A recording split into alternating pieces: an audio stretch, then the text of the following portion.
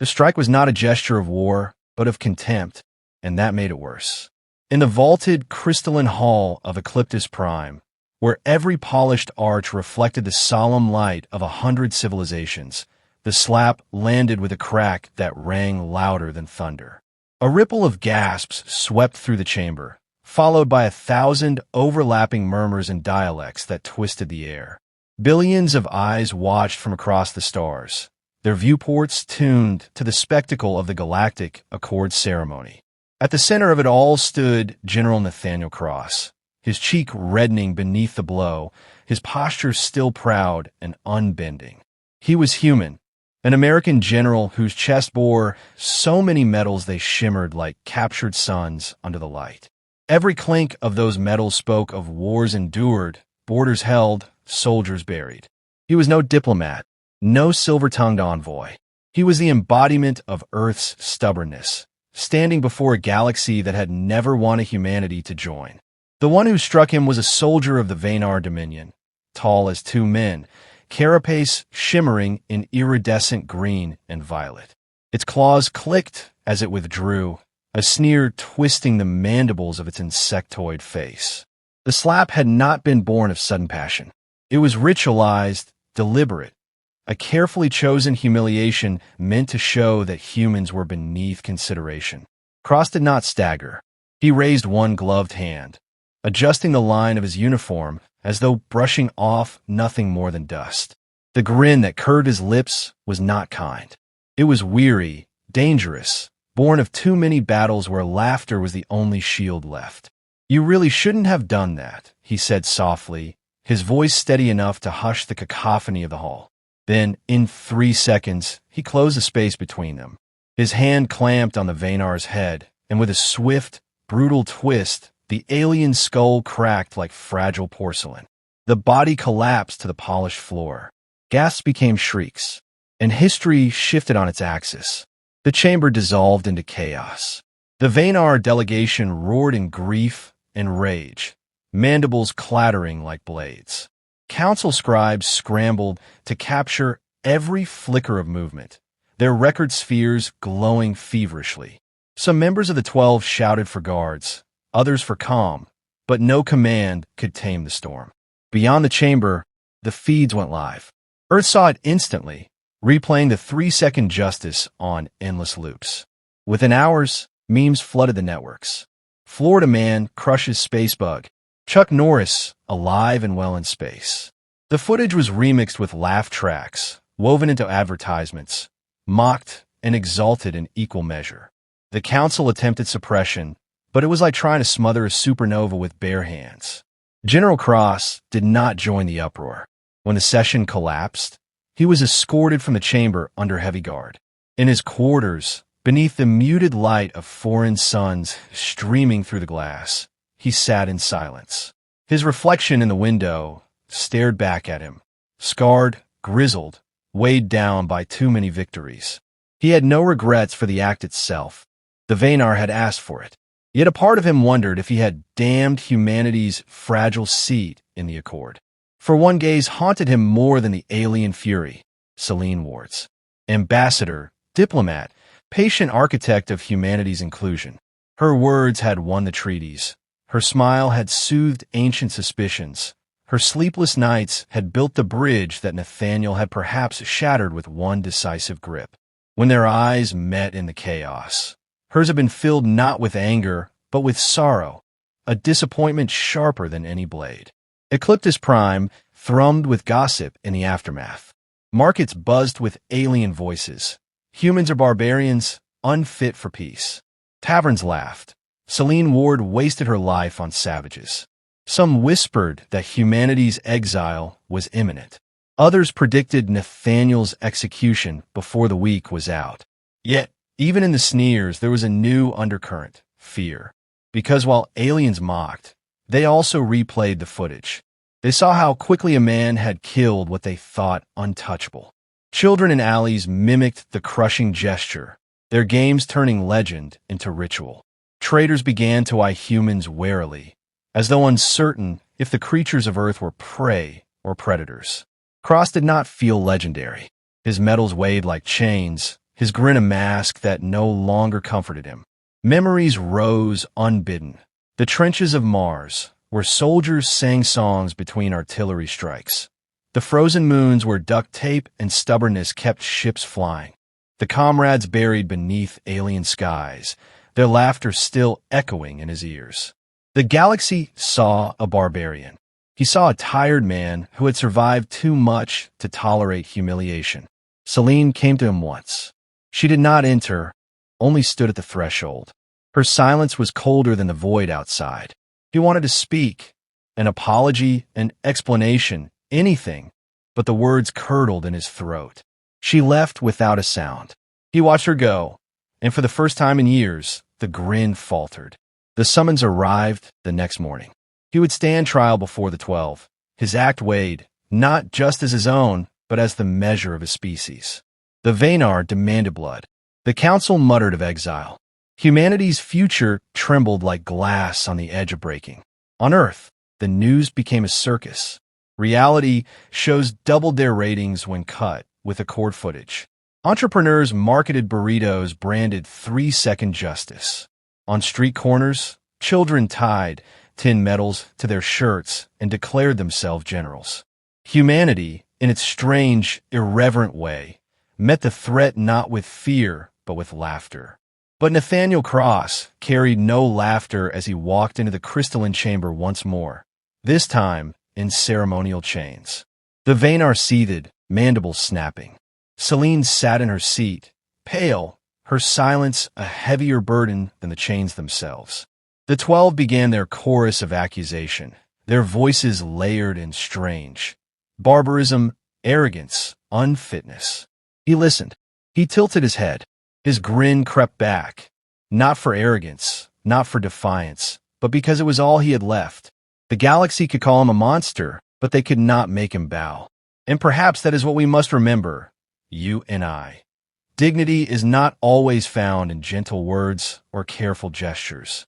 Sometimes it is found in the refusal to bend, even when the world demands it.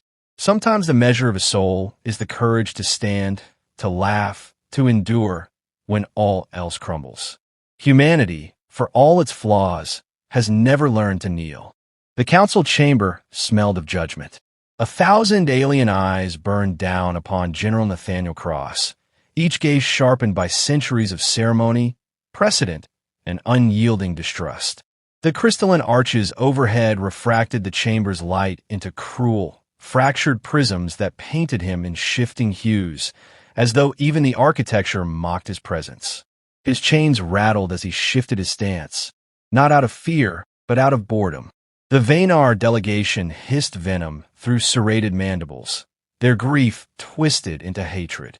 Ambassador Selene Ward sat across the arena, her back rigid, her expression carved from marble. She did not meet his eyes. To the galaxy, she looked the perfect diplomat, calm, restrained, inscrutable. To Nathaniel, who had once heard her laugh over cheap instant noodles at an Earth outpost, that stillness was a blade piercing deeper than any alien accusation.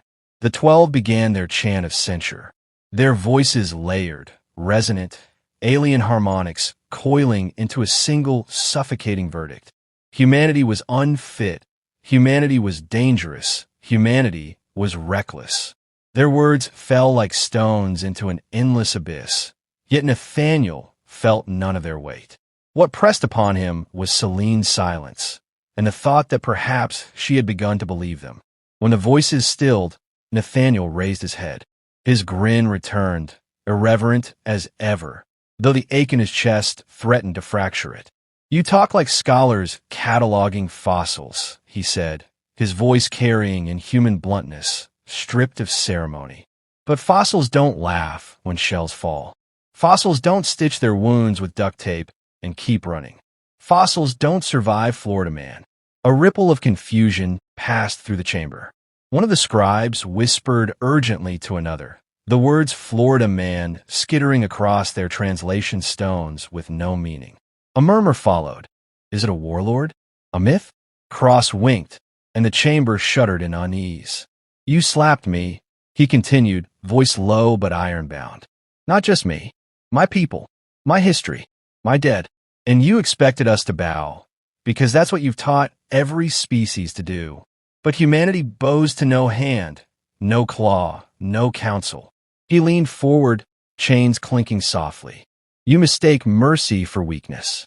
You mistake laughter for ignorance. And you mistake me for a man who regrets defending his own. The Vaynar erupted, mandibles snapping in fury, demanding his execution. The chamber teetered on the edge of violence. Yet before the council could respond, Selene stood. Her voice cut like a blade honed on patience. If you condemn him, you condemn us all. Do not pretend otherwise. The hall stilled. Even the 12 leaned forward, crystalline eyes narrowing. Selene's words, soft but unshakable, filled the silence. You call us reckless. Perhaps we are. But tell me, what other species sings in hunger? Who else builds cities from rubble, or finds humor in despair? Who else looks upon monsters and names them friends because they purr like cats? A nervous chuckle fluttered through the chamber. Cats had already confused the galaxy beyond repair. Humanity, she continued, is not tame. We will never be tame, but we are the species that endures. You may chain one man, you may exile us from your chamber, but you cannot erase us. You cannot unmake what laughs in the dark. The silence after her words was heavier than any judgment. Cross stared at her, his grin fading into something gentler, something raw. She had not defended him for his sake. She had defended humanity for hers, for all of them. The council withdrew to deliberate. The chamber emptied, but whispers trailed through the corridors of Ecliptus Prime like restless ghosts. Cross was marched back to his quarters, chains biting, though the guards kept their distance. He could see the fear in their posture, the way their hands hovered near weapons though none dared act. Fear had replaced mockery. Fear had gravity. When the verdict arrived, it was compromise dressed as mercy. Humanity would not be expelled, nor would Cross be executed. But Earth's seat at the Accord would remain probationary, its every action scrutinized, its every misstep amplified. The Vaynar delegation stormed away, unsatisfied but unwilling to ignite war. In the streets beyond, however, the story was already changing. To common citizens, to merchants and scholars, humanity had proven itself something new. Not simply odd, not simply noisy, but indomitable. Children played games in alleys, mimicking the slap and the crushing justice that followed. Traders approached human outposts with newfound wariness, yet also curiosity. What tools could a species wield that survived its own madness? What secrets lay in something as absurd, as unstoppable as duct tape? Nathaniel bore no triumph. He stood on the observation deck that night, staring into the endless sprawl of stars. His grin faltered in the reflection, revealing the weight beneath. He thought of every soldier buried, every laugh in the trenches, every mistake that still whispered in the quiet hours. And when Selene appeared beside him, silent, he feared her silence more than he feared the void. "Did I damn us?" he asked at last. She did not answer immediately. Her gaze drifted across the constellations, her reflection fragile against the glass. Finally, she said, "You showed them who we are, and sometimes I wonder if that's enough." Their hands brushed. Not a declaration, not yet, but a tether in the dark. Cross let out a breath he hadn't known he was holding. The days that followed unfolded like the slow turning of a tide. Humanity remained in the Accord, yes, but as a guest watched too closely. Selene labored to draft new treaties, to soothe ruffled feathers with grace and patience. Cross became a symbol, whispered of with awe or dread depending on the tone. He walked through alien markets with metals glinting, and doors opened both from fear and respect. He laughed less, though when he did, it carried weight. And always, always the footage played. The slap, the smile, the 3 seconds that echoed louder than centuries of diplomacy. On Earth, it was legend, replayed between reality shows and cheap commercials. Among the stars, it was myth, each retelling sharper than the last. One night, as broadcasts from Earth flickered across the Accord's feed, Selene laughed softly. They're still convinced cats are apex predators. Cross chuckled, the sound carrying old warmth. Well, they're not wrong. And in that laugh, quiet and human, something shifted. The galaxy did not soften overnight, but it leaned, just slightly, toward something more than fear, toward the possibility of respect, of alliance, of hope. Remember this, reader. Sometimes legends are born not from triumph, but from the moments when the world expects you to kneel and you do not. Sometimes the greatest power lies not in the crushing of a skull, but in the laughter that follows, defiant, unbroken. And if you must be remembered, let it be for the courage to stand, even when standing alone. The threat came not with a slap this time, but with silence. Reports filtered into the Accord chamber. The Vanar fleet mobilizing on the fringes of civilized space, their ships like serrated daggers poised to strike. Officially, it was maneuvers. Unofficially, it was preparation for war. They had not forgiven the skull shattered in front of billions, nor the laughter that followed.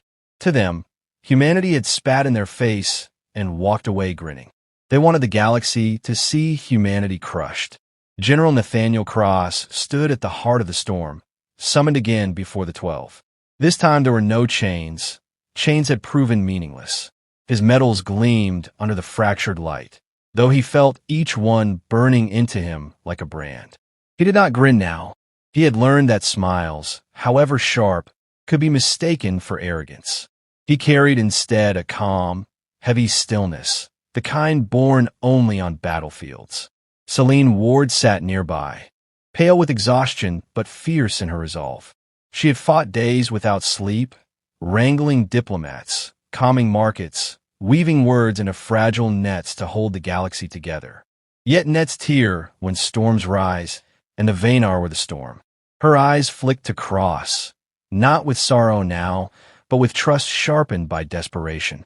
He was her blunt instrument, her unshakable wall, her soldier who could not be bent. The 12 debated, voices layering into discordant chords. Some argued humanity should be cast out to appease the Dominion. Others insisted humanity was the only thing keeping the Vanar honest. All agreed on one truth.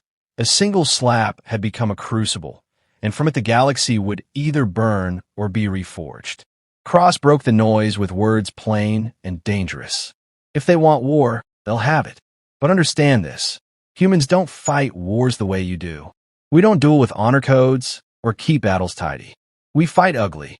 We fight until the enemy regrets existing. And we win. Not because we're stronger, not because we're smarter, but because we refuse to quit. His bluntness unsettled them more than threats ever could. The hall fell quiet, the echoes of his voice lingering like smoke. Later, in the dim corridors of Ecliptus Prime, Celine cornered him. Do you hear yourself? You terrify them. They already think we're mad, violent, incapable of restraint. He leaned against the crystalline wall, expression unreadable. Maybe that's what keeps us alive. Fear buys time. She shook her head, weariness trembling through her frame. Fear doesn't build peace. It only makes enemies plot in the dark. Their gazes clashed, friction sparking like flint against steel. But beneath it was something unspoken. She needed him, and he needed her belief. For all his defiance, Nathaniel feared one thing more than war, that she might one day see him as the barbarian the Council claimed he was. The crisis reached its peak when a Vanar warship entered restricted orbit above Ecliptus Prime. Its cannons angled down toward the ceremonial city, daring the Accord to act. Panic roared through the streets. Citizens fled, traders shuttered shops, children cried in languages too many to count. The Accord's defense fleets hesitated. To fire first meant war, to hesitate meant surrender. Paralysis gripped them. Cross did not wait. He boarded a human shuttle, patched together with duct tape and stubborn engineering, and flew straight for the warship. The Accord screamed for him to turn back. Celine's voice trembled over the comms, begging him not to ignite the galaxy. He said nothing, only let his grin return as he gunned the engines. The shuttle was dwarfed by the Vanar vessel, a gnat before a predator. But when the comms opened, Nathaniel's voice filled every channel, broadcast unbidden across the accord. You think humanity kneels? You think you can slap us, threaten us, and we'll crawl? This is your mistake. We don't crawl. We crawl out of graves, out of ruins, out of the ashes of worlds. And every time, we rise laughing. The Vanar commander spat venom, vowing humanity's extinction. Cross let the threat hang, then chuckled. You might try, but here's the problem with trying to scare humans. We scare ourselves worse every day. We invented horror movies for fun. We strap ourselves to rockets with no guarantees. We eat burritos that could kill lesser species. You'll never out-crazy us. The galaxy laughed and gasped. Billions heard the defiance. Billions saw one small ship facing a war fleet without flinching. The Vanar, unprepared for mockery in the face of annihilation, hesitated. That hesitation cost them their momentum.